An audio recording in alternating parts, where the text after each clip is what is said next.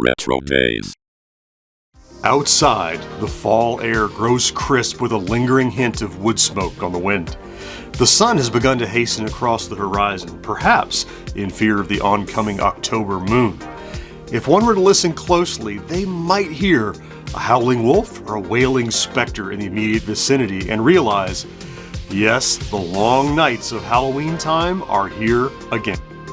As kids, waiting for the big night was often as terrible as anticipating birthday presents or holiday gifts. But when the night finally came, you'd be rewarded with a loaded bag of sugary treats. While there were plenty of the expected treasures, things like Snickers, Sour Patch Kids, and Reese's Peanut Butter Cups, for many of us, it was the particularly Halloweeny candy that made our eyes light orange and our grins grow fangs. What follows is a list of some of the most festive Halloween treats you might have found in your pumpkin pails back in the 70s, 80s, or 90s.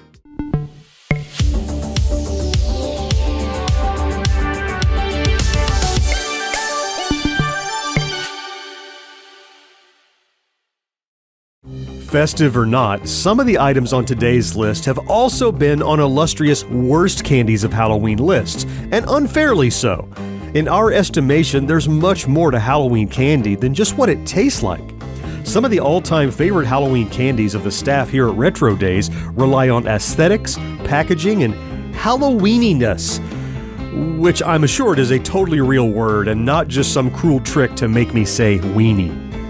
This tradition of arguably subpar candy presented in outstanding and festive Halloween packaging goes back as far as the 19th century, when candy containers made out of paper mache were made to look like jack-o'-lanterns, devils, black cats, and vegetable people, then filled with chocolate to decorate store shelves. In the 40s through the 60s, candy containers were manufactured with bright orange plastic, the most famous of which were produced by Rosbro or E. Rosen Company.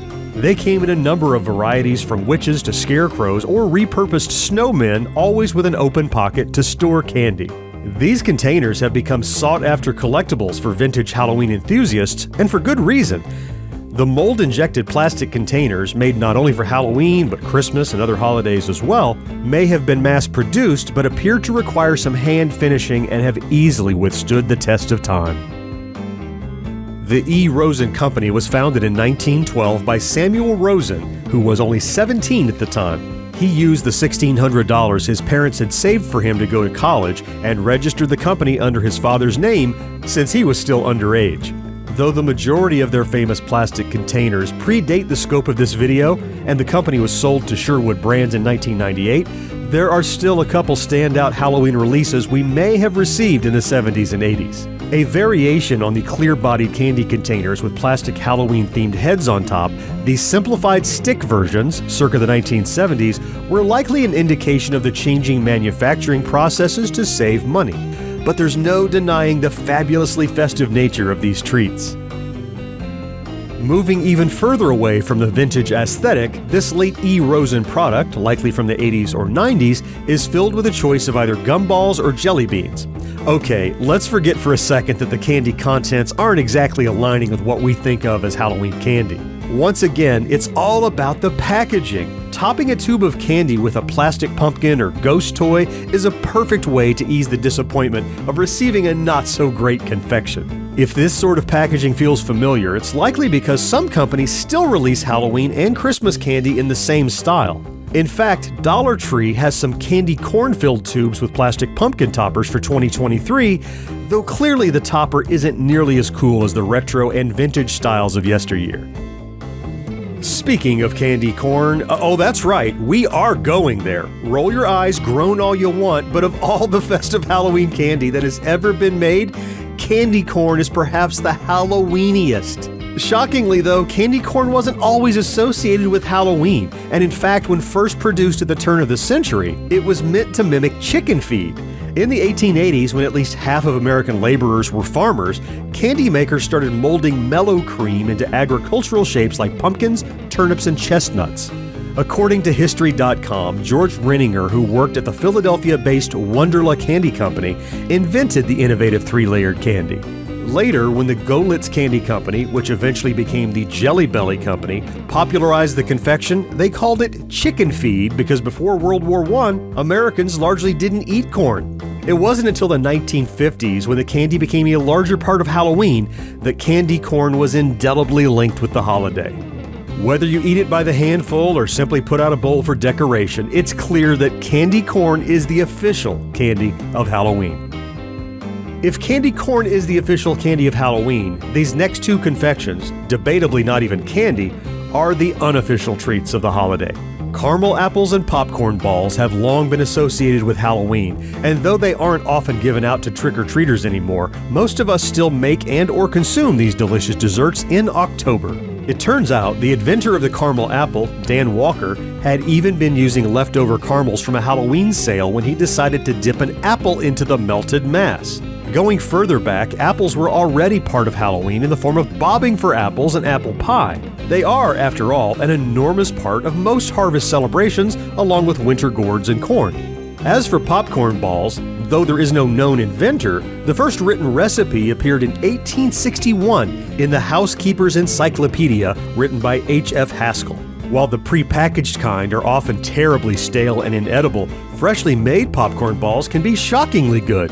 In the 1930s, 40s, and 50s, before manufactured candy had become commonplace, homemade treats were much more popular for people to give out to trick-or-treaters.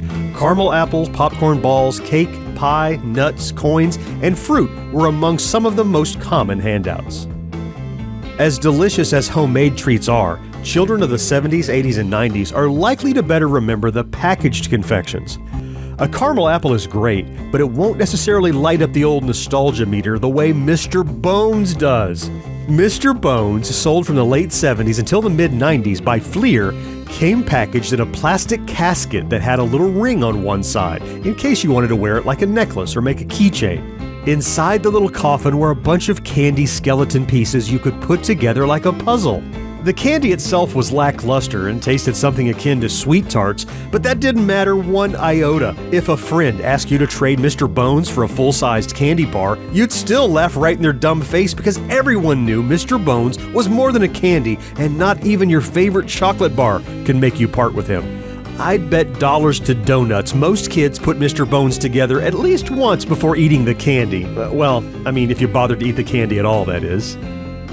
Along the same lines as Mr. Bones, if we got Universal Monsters candy cigarettes in our treat bag, or really any candy cigarette, we'd immediately tap the end of the box against our palms and pretend to light up like seasoned smokers. Of course, cigarettes had little to do with Halloween, and it was all about the amazing monster-centric packaging. Surprisingly, you can still find candy like this on store shelves, and even though they just call them candy sticks now, they're not fooling anybody. Continuing our trend of festive candy that most people will claim to hate, we have Mary Jane Peanut Butter Kisses from Necco.